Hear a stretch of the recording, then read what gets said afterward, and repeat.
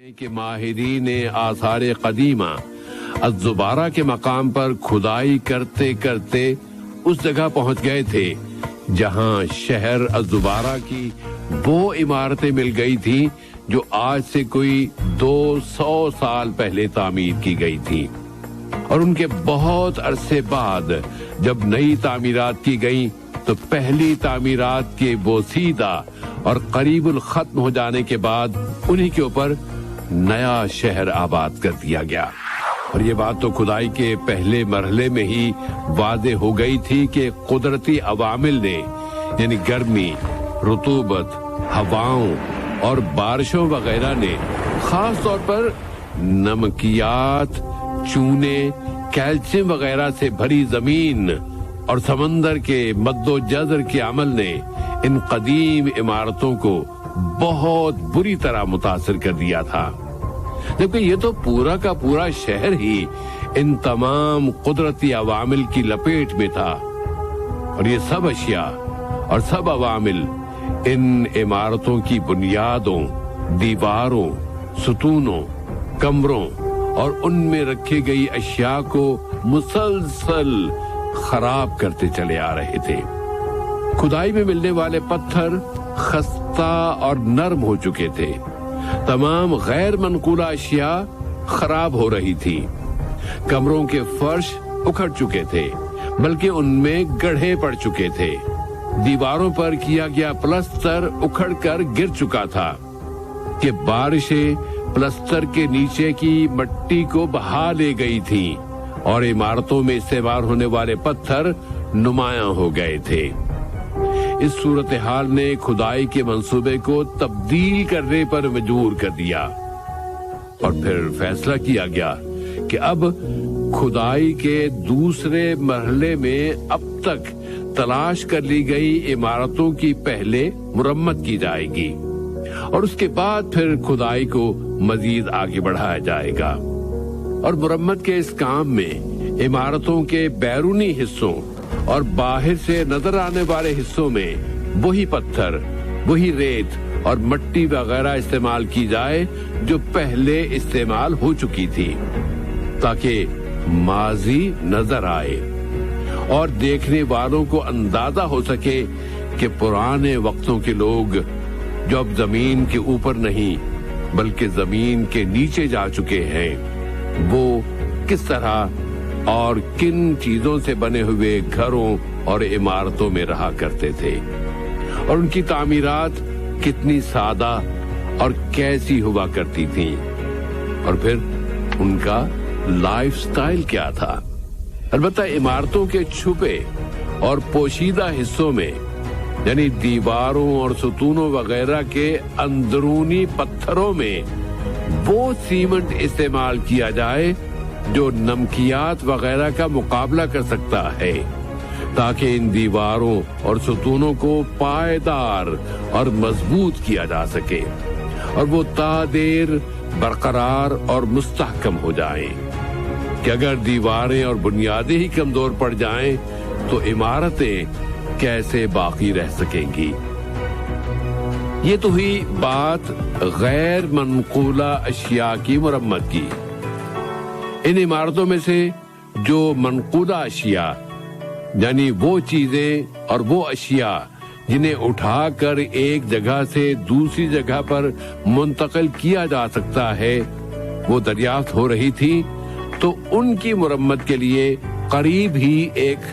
Field laboratory قائم کر دی گئی تھی، جہاں نہایت ہی احتیاط کے ساتھ اور سائنٹیفک اصولوں کے مطابق ان اشیاء کی مرمت کر دی جاتی تھی۔ اس طریقہ کار کا یہ فائدہ ہوا سامعین کہ کھدائی کرنے والی ٹیم کو برتن وغیرہ نہ صرف مکمل یا نیم مکمل حالت میں مل گئے، بلکہ جن مقامات اور جن کمروں سے انہیں اٹھایا گیا تھا، خود ان مقامات اور کمروں کے استعمال کا تعین کرنے میں بھی مدد مل گئی کہ یہ کمرہ بیڈ روم، یہ کمرہ کچن، یہ کمرہ اناج یا کھانے پینے کی اشیاء سٹور کرنے کے لیے استعمال ہوتا تھا، اور اس بڑے کمرے کو خاص طور پر سردیوں کے موسم میں بھیڑ بکریوں اور مرغیوں وغیرہ کی حفاظت کے لیے استعمال کیا جاتا تھا۔ یہاں پر یہ بتانا بھی مفید رہے گا کہ کھدائی کے دوران حسب توقع بہت سی قدیم اشیاء ملی ہیں، جن میں سلطنت عثمانیہ کے ایک مشہور سلطان سلیم سوم کے عہد میں استعمال ہونے والے چاندی کے 3 سکے، مشرقی افریقہ کے ملکوں پر برطانوی بادشاہت کے دور کا کانسی سے بنا ہوا ایک سکہ، ملویہ الحصا نامی مالیت کے کانسی سے ڈھالے گئے 2 سکے، متحدہ ہندوستان کے دور کے بہت سے سکے ملے ہیں، جن میں سے کچھ سکوں کے نقوش تو بہت صاف اور واضح ہیں، لیکن بہت سے سکوں کی شکلیں مٹ مٹ کر کافی مدھم سی ہو گئی ہیں۔ تانبے یا پیتل کا ایک سکہ جس پر 6 کونوں والا ایک ستارہ بھی بنا ہوا ہے اور اس ستارے کے اندر لکھا ہوا ہے یا رب، اور اس کے دوسرے رخ پر عثمانوی رسم الخط میں دستخط کندہ ہے۔ اس رسم الخط کو خط طغرائی کہا جاتا ہے۔ اس کے علاوہ سامعین، پکی مٹی کا جار نما اور بیضوی یعنی انڈے کی شکل کا ایک بڑا مٹکا، جس کے اوپر اس کے منہ کے قریب 3 ہینڈل بنائے گئے ہیں تاکہ 2 افراد مل کر اسے بآسانی اٹھا سکیں، اور اس مٹکے کا پیندہ ایک بڑے بٹن کی شکل میں بنایا گیا ہے۔ پھر پکی ہوئی مٹی کا درمیانے سائز کا ایک تشت بھی ملا ہے جس پر مختلف گل بوٹے بنے ہوئے ہیں، جس طرح کہ ہمارے ہاں مٹی کے برتنوں پر کمہار فنکار برش سے مختلف گل بوٹے اور کئی شکلوں کے ڈیزائن بنایا کرتے تھے، تو مٹی کے اس تشت یا بڑی پلیٹ پر بھی فنکار نے اپنے فن کا مظاہرہ کرتے ہوئے کئی لائنوں کے درمیان مثلث اور دوسرے ڈیزائن بنائے ہیں۔ ان کھدائیوں میں بہت سے تمباکو نوشی کے پائپ بھی ملے ہیں، جن پر کئی شکلیں اور نقش و نگار بنے ہوئے ہیں۔ ان میں سے کچھ ڈیزائن کندہ بھی ہیں اور کچھ کھود کر بنائے گئے ہیں۔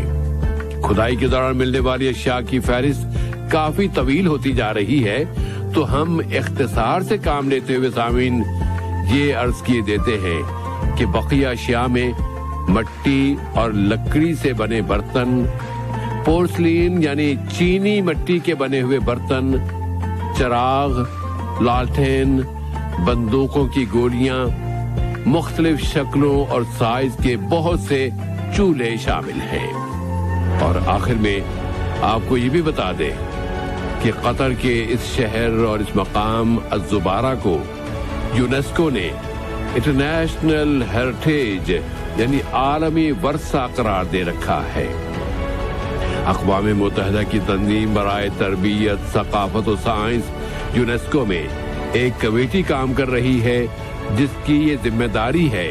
کہ وہ دنیا کے تاریخی مقامات کو عالمی معیاروں اور سٹینڈرڈز کے مطابق پرکھے، اور ان میں سے جو ان معیاروں پر پورا اترے اسے عالمی ورثے کا حصہ قرار دے دے۔ تو یونیسکو کی اس ہیریٹیج کمیٹی نے جولائی سن 2013 میں کمبوڈیا کے دارالحکومت پنوم پین میں ہونے والے اپنے 37ویں اجلاس میں قطری شہر الزبارہ کو عالمی سطح کا قدیم شہر The Ancient City of الزبارہ ہی نہیں بلکہ اسے ورلڈ ہیریٹیج سائٹس یعنی عالمی ورثے کی سائٹس کا حصہ بنا دیا گیا۔ اور پروگرام یہ ہے قطر، اس میں الزبارہ کے بارے میں کچھ مزید باتیں انشاءاللہ اگلے حلقے میں ہوں گی۔ آج کے حلقے سے اب ہمارے پروگرام کے تکنیکی معاون ندیم احمد اور میزبان سیف الرحمان کو اگلی ملاقات تک کے لیے اجازت دیجیے۔ فی امان اللہ۔